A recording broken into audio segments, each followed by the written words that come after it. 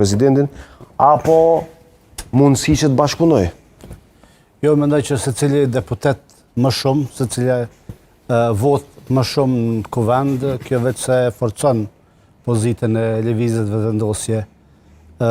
Unë jam i sigurt që lëvizja vetëvendosje bashkë me pakicat jo serbe do ta krijoj, do ta formoj qeverinë, është e mjaftueshme. Nuk besoj që do të jenë 61, do të jenë më shumë, nëse janë 53, unë jam i sigurt që janë 9 vota spaku nga deputetet jo serb plus Nenad Rashiqi do të jenë ato, kështu që do të jenë dikon 62 deputet do të jenë pro koalicionit dhe sigurisht që pajtohem që një shumicë më e madhe, një më shumë deputet, mundësi që më të mëdhaja për me pas stabilitet.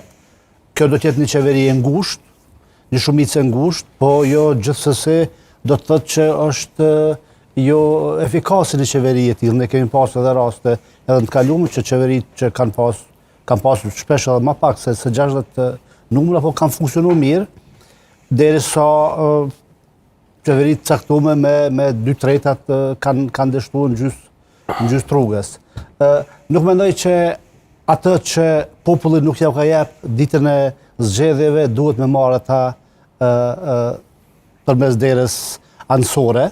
Nuk ju bën dera as atyne, nuk besoj që as ato janë të gatshme më fut në kombinime të tilla. Në fundit populli ka dashur në konfiguracion të tillë dhe partive nuk ju mbetet tjetër veç se me respektue këtë. Çështja e zgjedhjes presidentit pastaj është një histori tjetër. Ato nuk kërkohen një shumicë thjesht parlamentar, kërkohet një shumicë e cilësuar dhe asnjë parti nuk mundet me i fituar deri më tani edhe gjashtë gjën vogla që një parti në të ardhmen do të arrijë e vetme me i fituar një shumicë cilësuar, kështu që për president duhet një konsenzus, duhet partitë më ul me i lënë teket e veta, egot e veta edhe në të mirë të vendit me mund të akorduar për kritere caktuar për kandidat caktuar të cilët e reprezentojnë një spektër më të gjatë të elektoratit. Veç edhe një fjali nëse më lejon, presidenti nuk duhet me qenë pjesë e një blokut politik. Ai duhet me qenë përtej bloqeve politike. Intermezzo, çfarë thot për këtë, për mundësinë e bashkëpunimit, opsion